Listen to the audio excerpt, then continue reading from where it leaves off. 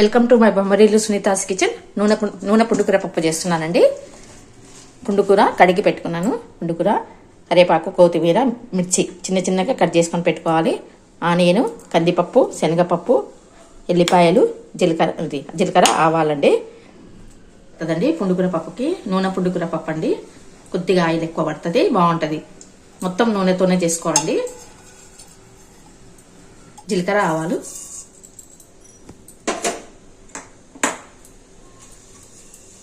ఇంగు వేస్తానండి. ఇంగువ పొడి కొంచెం అండి.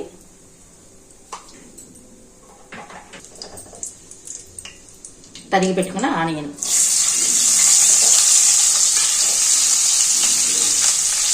ఉల్లిపాయ, పచ్చిమిర్చి,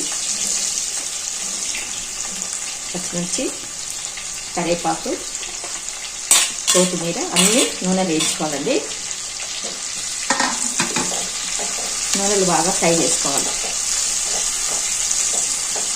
ఇది కొంచెం పచ్చిమిర్చి వైట్ వచ్చినప్పుడు కందిపప్పు, శనగపప్పు వేసి వేయించుకోవాలి. కందిపప్పు అండి, కందిపప్పు, శనగపప్పు బాగా కొంచెం ఎర్రగా అయ్యే వరకు వేయించుకోవాలి.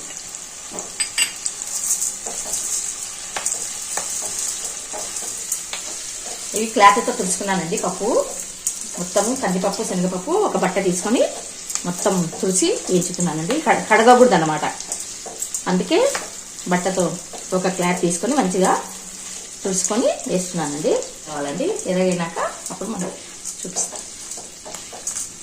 చాలా బాగుంటుందండి నూనె పుండుకూర ఇలా చేసుకుంటే.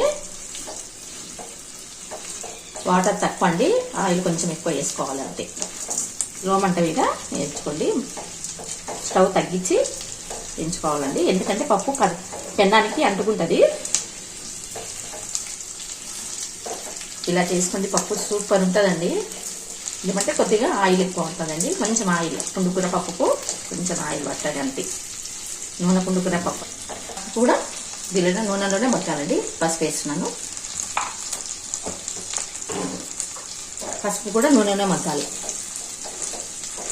ముందే వేయకండి. పప్పు అనేది ఎరగైనాక అప్పుడు పసుపు వేసి తిప్పండి. అయిపోయిందండి. ఇది పెట్టేస్తానండి. కొంచెము ఆకుకూర కొంచెం కట్ చేసుకోండి, పెద్దగా ఉంటుంది. కొంచెం పెట్టేసి కడిగి పెట్టినానండి. కొంచెం ఆయిల్ ఎగితేనే బాగుంటుందండి పప్పు. ఇది ఆకుకూర కూడా కొంచెం నూనెలో ఎగితే బాగుంటుంది. కొంతమంది ఆకుకూర అలాగే పెట్టేస్తారండి. కొంచెము ఆకుకూర కూడా నూనె పడితే బాగుంటుంది. వేయించితే టేస్ట్ వస్తుంది పప్పు.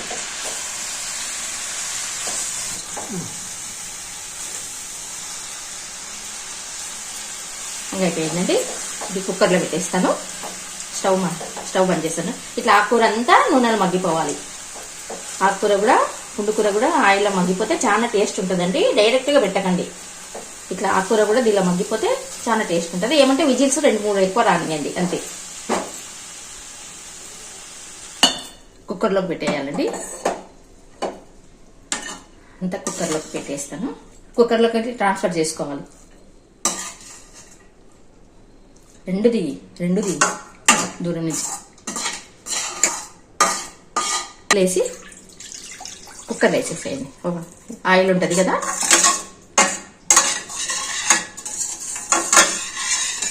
కుక్కర్లోకి వేసేస్తానండి.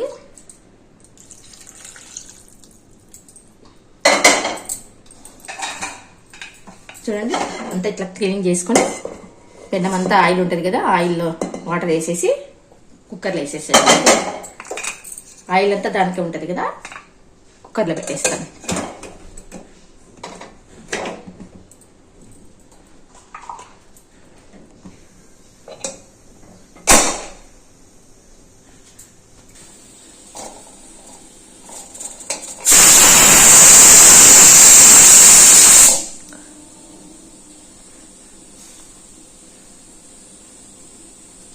ఐదు విజిల్ వస్తే చాలండి.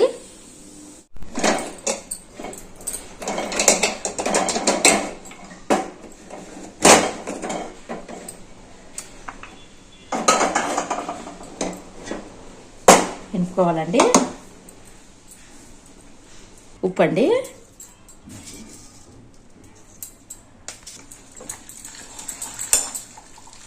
స్మెల్ అంటే ఎంత బాగా వస్తుందండి.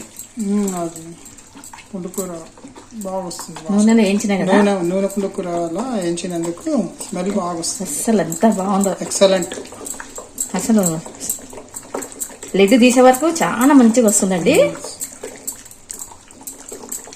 కొంచెం ప్రెస్ చేసి వేపండి. శనగపప్పు మాత్రం కొంచెం కనిపిస్తూ ఉండాలి.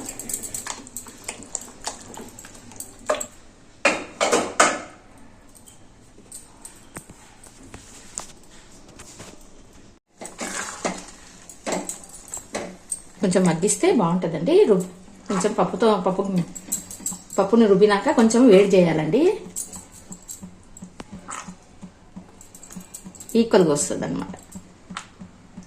అంతా కలిపేసి ఇంకా మగ్గిపోయింది. గుమ్మరేసి చేస్తానండి గిన్నెలోకి.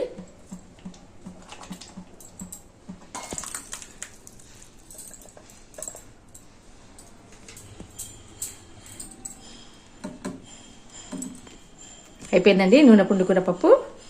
ఎంత బాగా మెరుస్తుంది చూడండి. ఆయిల్ చాలా బాగుంటుందండి. ఇలా చేసుకోండి నూనె పుండుకూర పప్పు. మంచిగా అన్ని స్మెల్ వస్తుందండి. కందిపప్పు, శనగపప్పు, మెంతులు అన్నీ వేయించుకుంటాం కదా, ఎంత బాగా వస్తుందంటే అంత బాగా వస్తుంది. పుండుకూర పప్పు కాంబినేషన్ మసాలా మిరపకాయలు వేస్తూ వేయించుతానండి. మసాలా ఉప్పరుగులండి. లైక్, షేర్, సబ్స్క్రైబ్ ఇలా చేసుకోండి పప్పు. బాగా ధనియాలు బాగా వేయించి, ధనియాలు, జీలకర్ర, మెంతం పొడి, పెరుగు, గట్టి పెరుగండి బాగా పేస్ట్ లాగా కలిపేసి ఆ పేస్ట్ని మిరపకాయలలో నింపాలి. ఎండకు పెట్టుకోవాలండి. చాలా బాగుంటాయి ఇవి. తొందరగా ఇదైపోయింది. తొందరగా ఎర్రగా అయిపోతాయి. తొందరగా తీయాలి, అందుకే ఆయిల్ అనేది కొద్దిగా వేసుకోవాలి. ఇది మసాలా ఉప్పరుగులు పుండుకూర పప్పుకు చాలా బాగుంటాయండి.